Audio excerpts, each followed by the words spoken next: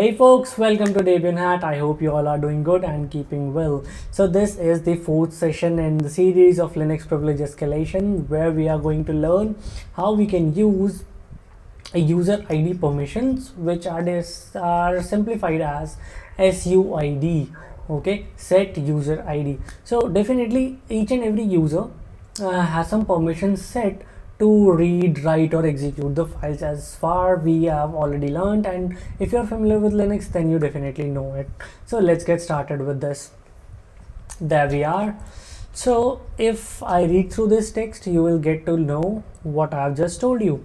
Much of the Linux privilege controls rely on controlling the users and files interaction. So that definitely depends how users and files are interacting. Okay, so how users are having the permissions to interact with the files, let's say to read, write, execute, or they don't have any rights on any of the file present. Okay, this is done with permissions. By now you know that files can have read, write, execute permissions that we have already discussed. These are given to users within their privilege levels. This changes with SUID. We know it as set user ID or the set group ID, SGID, that we have already discussed. These allows files to be executed with the permission levels of the file owners or the group owners respectively. So this definitely is allowed to work with the permission of the user, the owner of the file or the owner of the group. Okay, let's say we have 3 users in the Linux environment and I am the owner of one of the files. Okay, 3 users, user A, B, C. User A is the owner of the file. Then user A has the permission to set if he want user B to have read, write, execute, or user C only has permissions to just read or just to write, or D might not have any permissions. That's how it goes. Okay, you will notice that these files have an S bit set showing their special permission levels. Okay, so if you observe here, there are S bit set, that is XR, that is executable file. Then read, I can see the S bit set over here, that is SR. So this is basically the S bit set.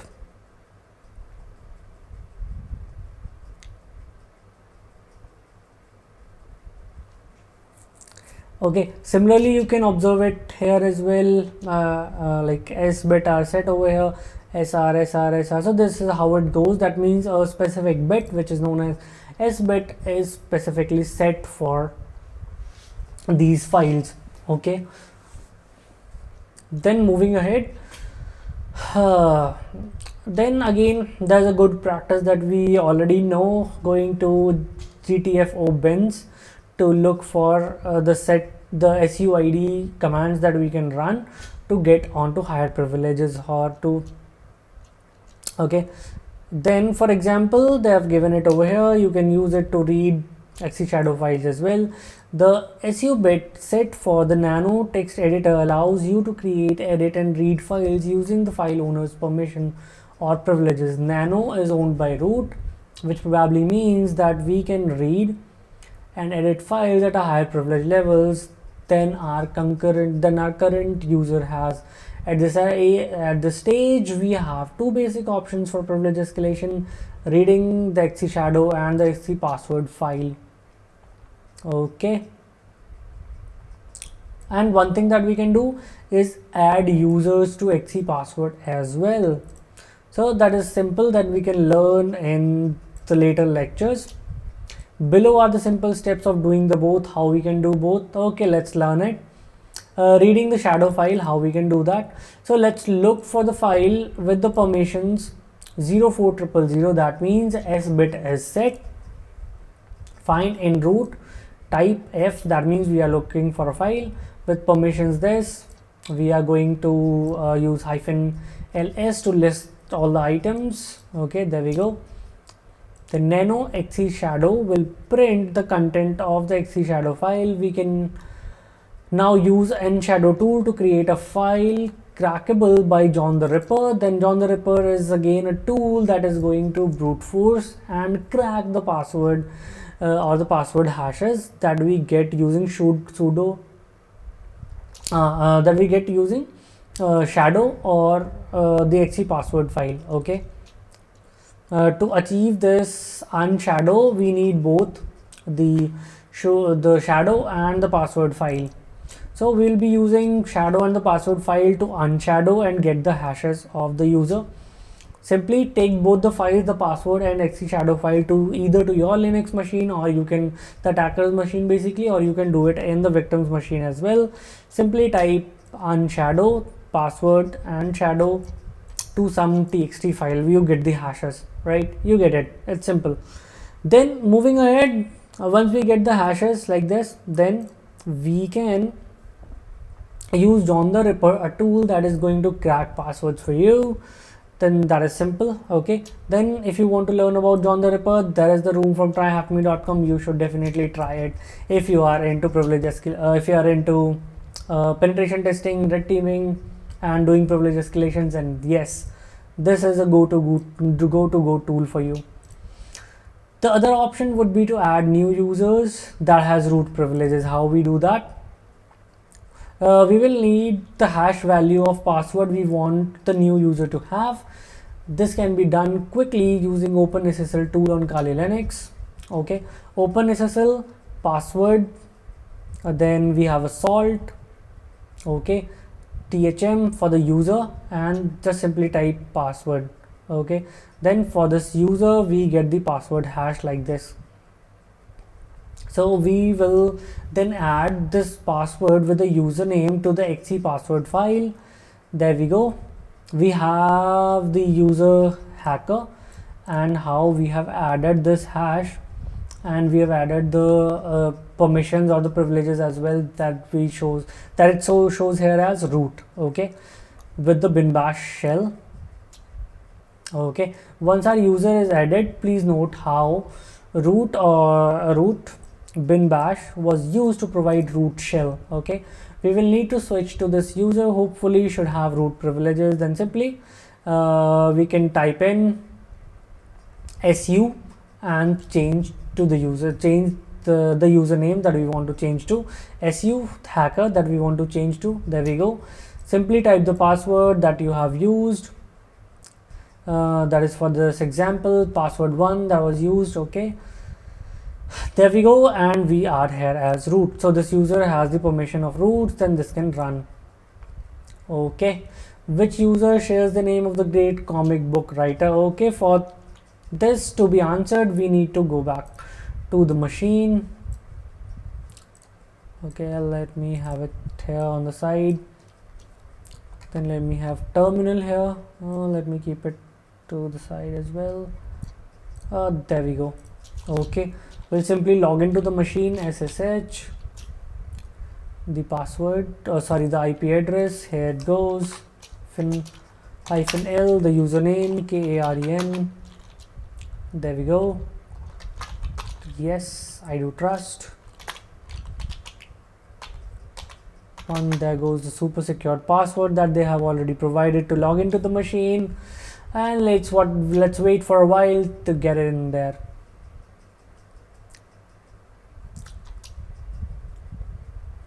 It should not take much time.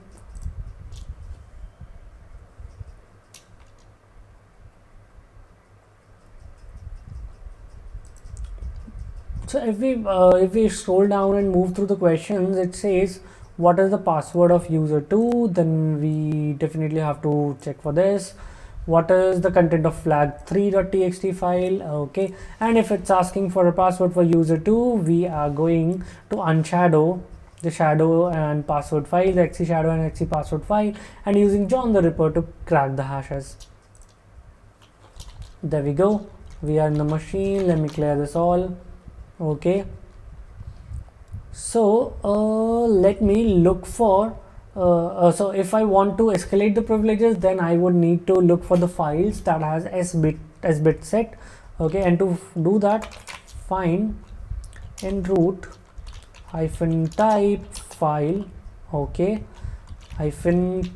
permissions, it says 04000, okay, -ls to list the items, then flushing out the garbage. There we go. I hope we have used the right command. Let's go back, do some cheating out here, and let me see. Yes, fine. En root, type F, permission 04000, and there we go. Yeah, it's loading up something and something and something. Let me open up git bins till the time it loads. Okay, here it is, because we will be needing it to try out. Okay, so what I could find here is mount, ping 6, su mount, and so many things. Let's go find out if we can have s-bit for any of the things set. Can we use mount? No. Can we use it for ping? Again a no. su, not so far. Unmount, there's nothing for unmount here. Here for sudo, no, I don't find anything. Do we have for, I don't think we'll have for this as well, although I know, but yeah, nothing for this. Just showing you how this works, how to look for. Okay, if you are stuck in some real situations, then this is how we proceed. Okay, moving further, mount we have checked, ping and so forth, that we have all checked. Let me have it on the full screen so that I have a proper output. There we go, and I can see base 64 for now, which could help us. Let me go back, look for base 64, and there we go. Okay, so if the binary has s-bit set, it does not drop the elevated privileges and may be abused to access the file system, escalate or maintain privilege access as a SUID backdoor. Okay, if it is used to run sh-p, omit the -p argument on the system like Debian and so forth, that they have shown how to use the command. Okay, so simply what we are going to do, we can do two things. We have already installed base 64, so what I'll do, I'll just create a file that needs to be read. Okay, if you see here, L file is equals to file to read. That means the file that you want to read. Then run the simple command with the file, because we have set this variable. Okay, so what we have to do, for this question to be answered, we need to read XE shadow file, oh sorry, XE password file, right? So what we'll do, we'll simply go ahead here and L file, setting this variable with XE password, then it's all set. Then running base 64, executing base 64, L file, there we go. Then piping it to then piping it to base 64 minus D, so that will decode the file. Okay, sorry, that didn't work for some reason. Base 64 not found. How come? Let me see. Base 64, the file, the variable L file, there it goes. Piping it to base 64 minus D. I think this should work, and there we go. Boom, it was pretty simple. Okay, I think this seems to be a proper name and looks like a writer's name though. Let me copy it and search it on Google. Okay, so Gary Conway, I hope I pronounced it right, is an American comic book writer. Okay, so yeah, that was a great guess, and I think they have written a lot of books. Okay, so let me go back and paste the answer. I think that was a great guess out there. Okay, now what is the password of user 2? For that we need to copy this. See what I'll do, I'll just open up a text editor, okay, and not in the terminal for now. Let me go find out for my text editor. Not this. There goes my text editor. Let me have it pasted. Let me save this to desktop. Password.txt. Okay, I'll create a user here, a folder, thm. Okay, so we are saving this file in thm, password.txt. There it goes.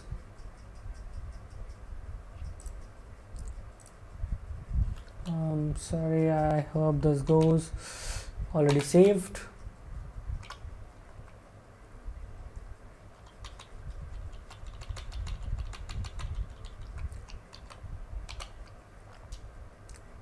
Okay, so I've saved this file on desktop in thm folder. Okay, as you can see here. So I'll open up one more tab to copy the shadow file.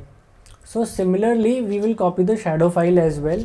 Okay, so we'll define L file variable again with HC shadow file. There we go. Now using base64 to read the file, base64 variable L file. There it goes, piping it in there, base64-d. Okay, there we go, we got the hashes also. Copy this, paste it to a new text file. There we go. Okay, let's save this with the shadow.txt. Okay, I hope this was clear. This was not a rocket science at all. This was simple. Okay, what we have done, we have copied the content of these two files, the XC shadow and the XC password file. And now what I'll do, I'll use unshadow. Let me move to the folder cd desktop thm. Here I am. Here I have the two files, unshadow. Okay, password.txt, shadows.txt to crack.txt, or you can use any words that you like. Okay, any names. There we go. Okay, if I print out the content of this file, crack.txt, there you go. This is the content so far. We have unshadowed it. Okay, now I will use John the Ripper. Okay, the simple command to this is joh and John with the word list that you want to specify. Then I have rockyou.txt to use for. Okay, user share word list rockyou.txt using over crack.txt. There you go. If you run this, okay, then John -- show. Okay, John crack.txt -show. Okay, there you go. I can see the password of the user Gary, user2 and Karen's. This password is simple, password1, as we have been using it for all the users, EWSWRD1. There it goes. Pretty simple, right? What is the content of the flag 3 file. Okay, let me locate where the file is. Find in root -name flag 3.txt. There we go. Flushing out the garbage to null, dev/null. It'll come back soon.